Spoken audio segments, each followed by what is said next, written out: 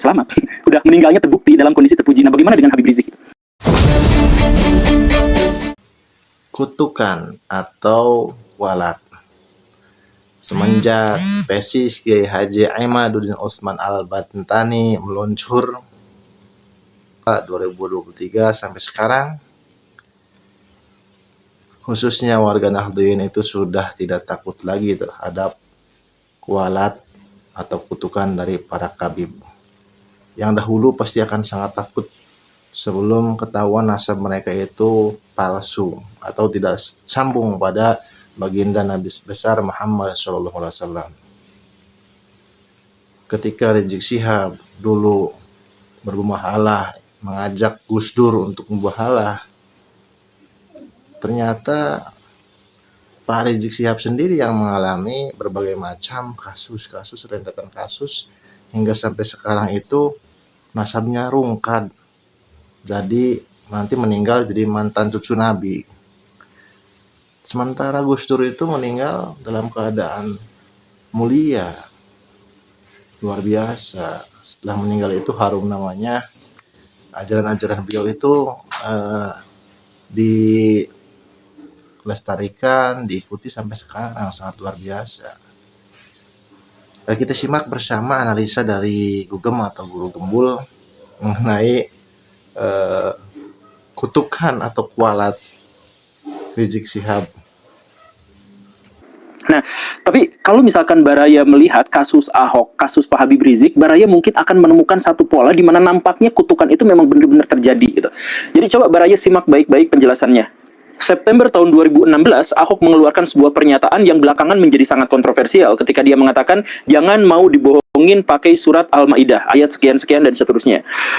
Ini akhirnya memicu sebuah polemik besar dan Ahok dikatakan sebagai orang yang menistakan ajaran agama Islam, menistakan ayat Al-Quran sebagai pembohong gitu.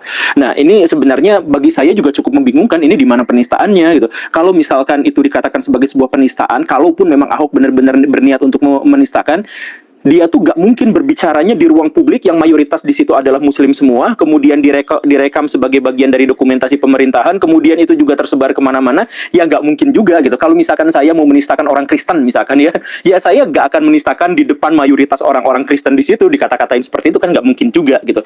Itu pasti gak ada niatan. Dan kalimatnya sebenarnya secara spesifik juga mengatakan bahwa jangan mau dibohongin pakai surat Al-Maidah, yang sering saya bandingkan dengan kata jangan makan sendok itu berbeda dengan jangan makan pakai sendok gitu. Itu kan sebenarnya sangat berbeda.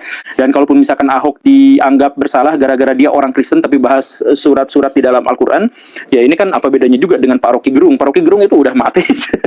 Udah ateis, kemudian dia sering juga mengutip ayat-ayat di dalam Al-Quran, tapi kok tidak dianggap sebagai sebuah penistaan dan sebagainya. Jadi saya pikir pada bagian ini Ahok memang tidak bersalah. Ya, urusan yang lain itu beda cerita, tapi pada bagian ini Ahok tidak bersalah. Tapi apapun itu, ketika saya pada waktu itu mencoba untuk mengatakan kepada publik melalui kanal YouTube ini bahwa Ahok itu tidak bersalah dalam hal ini, tetapi itu wave-nya, gelombangnya udah terlalu besar. Bahkan ketika saya ngomong seperti itu pun, kalau tidak diabaikan, ya dikomentari negatif gitu. Saya tuh dihujat gitu ketika saya dianggap membela Ahok, padahal bukan membela Ahok. Saya hanya mengatakan bahwa Ahok pada waktu itu tidak melakukan penistaan gitu. Cuman sentimen masyarakat itu sangat-sangat besar. Bahkan berlangsung selama bertahun-tahun, dan itu cukup sampai menggerakkan massa untuk memilih Prabowo Subianto sampai hampir mengalahkan Pak Jokowi dalam pemilu. Jadi kan pemilu pada waktu itu Pak Jokowi itu menjadi media darling gitu, menjadi kecintaan masyarakat pada waktu itu, tetapi itu bahkan hampir dikalahkan oleh Pak Prabowo dengan selisih 7% di pemilu. Saking apa? Saking besarnya sentimen masyarakat terhadap Ahok yang pada waktu itu disinyalir dekat dengan Jokowi dan disinyalir bermusuhan dengan Pak Prabowo gitu. Ceritanya kan seperti itu. Gelombang besar itu juga termasuk juga sampai membuat Pak Ahok itu didemo ketika mau diangkat menjadi dirut Pertamina, yang akhirnya sekarang ketahuan bahwa Pak Ahok akhirnya tidak bisa melakukan apa-apa, tidak berkuasa atas menahan penyimpangan-penyimpangan yang terjadi di Pertamina dan sebagainya. Sekarang kita ketahuan itu. Dan ya apapun itu, yang jelas adalah Ahok akhirnya di penjara, divonis. Nah, uniknya di sini 25 April, catat ya, 25 April 2017 Ahok divonis hukuman 2 tahun penjara atas pelecehan terhadap agama tertentu. Nah, di situ dia mengeluarkan sebuah pernyataan dalam pleidoinya yang kurang lebih mengatakannya adalah nanti orang yang menzalimi saya, orang yang menyakiti saya sekarang itu satu demi satu akan dipermalukan. Lihat saja, satu demi satu akan dipermalukan.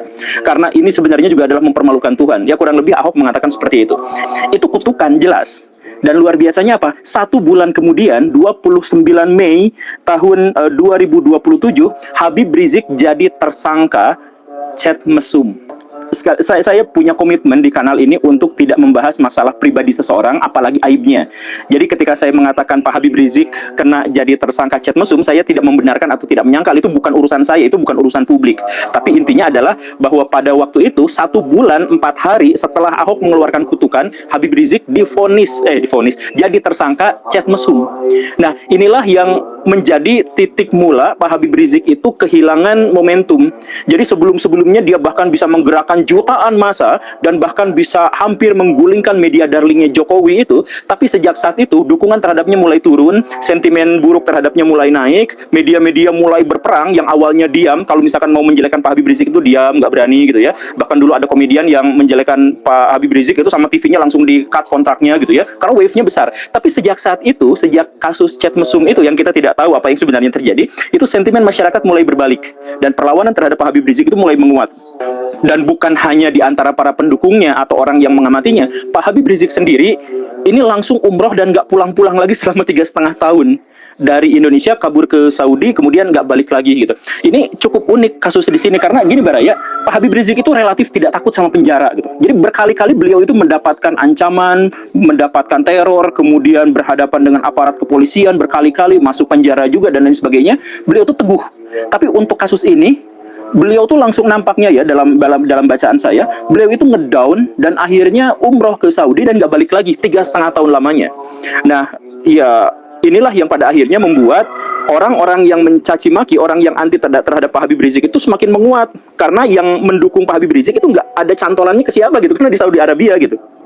Semuanya dipegang oleh tokoh-tokoh FPI yang memang tentu saja karismanya tidak sekuat Pak Habib Rizik. Tapi bagaimanapun Pak Habib Rizik akhirnya kembali tanggal 10 November 2020. Apa yang terjadi di situ? Langsung bikin kasus lagi. 2020 itu kan lagi COVID, ada protokol kesehatan. Pak Habib Rizik pulang, kemudian diketahui mengumpulkan massa dalam kondisi beliau sendiri sedang kena COVID di tengah wabah gitu. Nah, maka di sini Pak Habib Rizik itu punya 2 gugatan.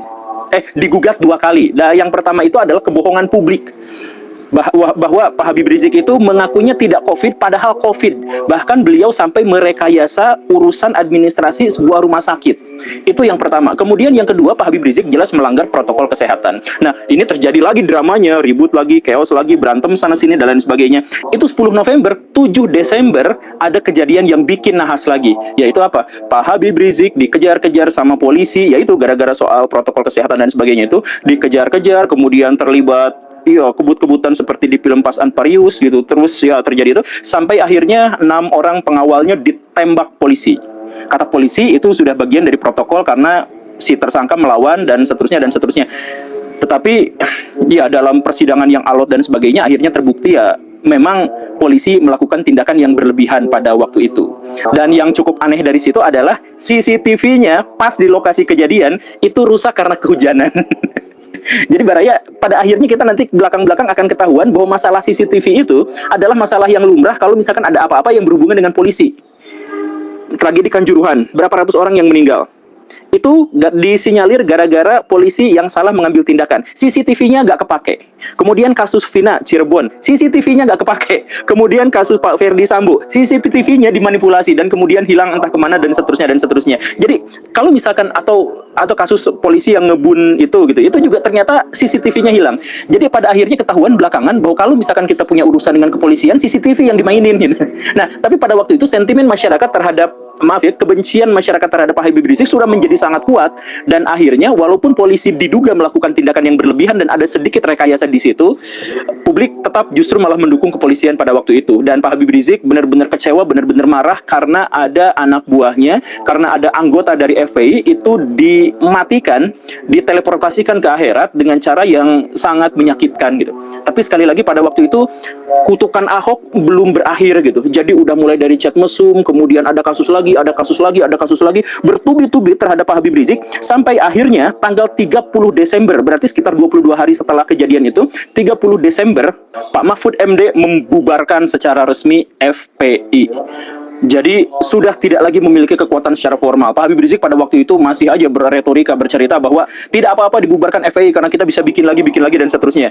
Tapi ternyata rencana pemerintah itu memang sudah cukup terhitung dengan kalkulasi yang sangat matang. Karena ketika FPI itu berencana mau dibangunkan lagi, dan dibangunkan lagi ya memang bangun sendiri gitu ya, pakai nama apa segala rupa, tapi udah tidak memiliki kekuatan. Karena apa? Karena Pak Habib Riziknya sudah tidak lagi memiliki karisma yang besar seperti sebelumnya. Kemudian Pak Munarmannya ditangkap atas dasar dukungan terhadap terorisme, dan ada videonya terbukti gitu, dukungan terhadap terorisme. Kemudian Pak Babe Haikal entah bagaimana belakangan itu juga akhirnya berpihak pada pemerintah gitu, dan seterusnya. Ada cerita, ada narasi bahwa Pak Babe Haikal itu sejak awal memang ditempatkan di FPI, di sekitaran FPI, di sekitaran Habib Rizik itu sebagai agen, sebagai mata-mata, tapi kita tidak ketahui gitu ya. Cuman itu mau omon-omon aja di sekitaran orang-orang FPI gitu. Nah, tapi intinya FPI sejak saat itu sudah tidak lagi bisa bersuara, sudah tidak lagi bisa berpendapat, benar-benar mati. Dan yang kemudian lebih mematikannya lagi adalah tahun 2023 keluarlah sebuah tesis dari Kiai Imaduddin yang mengatakan bahwa Pak Habib Rizik dan semua Habib-Habib di Indonesia itu tidak terkonfirmasi sebagai keturunan Nabi secara sains dan dalam ilmu nasab keislaman dan seterusnya. Jadi satu-satunya legitimasi Pak Habib Rizik yaitu adalah bahwa beliau keturunan Nabi gitu, dan itu pun sudah dihilangkan gitu. Sehingga Pak Habib Rizik sekarang, ya saya melihatnya nasibnya cukup tragis gitu ya, terombang-ambing oleh kekuatan politik, dihancurkan karakternya, dihancurkan karismanya, dihancurkan para pengikutnya, dan lain sebagainya. Sekarang kalau misalkan Baraya ngetik nama Habib gitu, itu isinya jelek semua gitu. Jelek semua, jadi bahan makian, jadi bahan umpatan, hujatan, dan sebagainya, sedemikian rupa sampai kanal-kanal yang ofisial, itu misalkan dari Nabawi TV gitu, atau misalkan Robito Alawiyah dan sebagainya, banyak diantaranya yang kolom komentarnya itu dimatikan, atau kolom komentarnya pada dihapusin gitu, komentarnya pada dihapusin, karena sentimennya luar biasa buruk gitu. Nah, coba kita misalkan balik lagi, dengan awal mula Habib Rizik yang mampu menggerakkan massa sampai jutaan, kemudian tiba-tiba menjadi public enemy seperti sekarang, apakah itu kutukan Ahok itu benar-benar nyata gitu? Ahok mengatakan satu demi satu akan dipermalukan.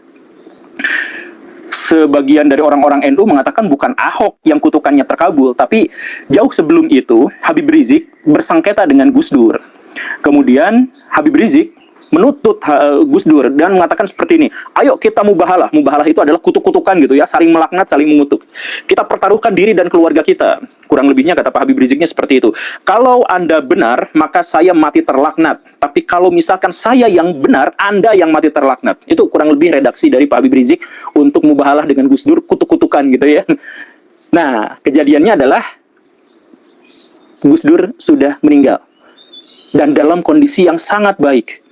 Gus Dur waktu menjabat sebagai presiden itu dihujatnya mati-matian, Baraya dijelekin dari segala arah, itu benar, itu kejadiannya seperti itu. Dari rakyatnya ngehujat, dari MPR juga, dari Pak Amin Rais, dari pejabat, dari Ibu Megawati, semuanya juga mendorong dia untuk jatuh dan sebagainya. Jelek sekali. Tetapi ketika beliau meninggal, beliau itu dijadikan sebagai simbol dari toleransi, kebaikan, bapak bangsa, Islam Nusantara, tokoh yang sangat inspiratif dan sebagainya. Sampai sekarang, jokesnya, kutipannya, leluconnya, semuanya masih dibukukan, masih dijadikan meme, masih dijadikan sebagai bahan introspeksi dan inspirasi buat masyarakat zaman sekarang. Gus Dur meninggal tidak dalam situasi terlaknat, tapi Gus Dur meninggal dalam kondisi yang sangat baik. Kalau misalkan laknat-laknatan itu memang benar, pilih satu di antara kita siapa yang benar dan siapa yang salah. Yang benar itu, kata Gus Dur, kata Habib Rizik, itu hidupnya baik-baik saja, tapi yang salah itu matinya mati terlaknat gitu kan. Nah, Gus Dur sudah selamat. Udah meninggalnya terbukti dalam kondisi terpuji. Nah, bagaimana dengan Habib Rizik? Itu tadi analisa Gugem atau Guru Gembul ya. Beliau menganalisa tentang benar tidak sih kutukan itu ada. Ya kembali lagi ke pribadi kita ya, apakah meyakini atau tidak. Yang penting pada dasarnya kita itu tidak boleh berbuat buruk atau berbuat jahat pada orang lain, karena pasti akan menimpa diri kita sendiri. Akan ditampakkan keburukan kita atau kebaikan kita pada diri kita sendiri tentunya. Oleh karena itu, berhati-hatilah dalam bertindak. Ya, kami di sini bukan berarti membenci habaib, tidak, tapi ingin memurnikan nasab baginda Nabi besar Muhammad SAW. ingin Habibie itu tidak arogan, tidak berperilaku yang seenaknya, semaunya, ngerasa gue cucu Nabi nih. Akhirnya semaunya saja karena doktrin atau ajaran leluhurnya seperti itu. Habib yang maksiat, pendosa, tukang mabok, tukang zina, pasti akhirnya akan husnul khotimah. Itulah doktrin sesat, ajaran sesat. Seperti itu, tidak ada dasar hukumnya. Akhirnya mereka itu berperilaku ya seenaknya saja gitu, tanpa memperhatikan syariat agama, bahkan sering menabrak syariat agama. Demikian, wassalamualaikum warahmatullahi wabarakatuh.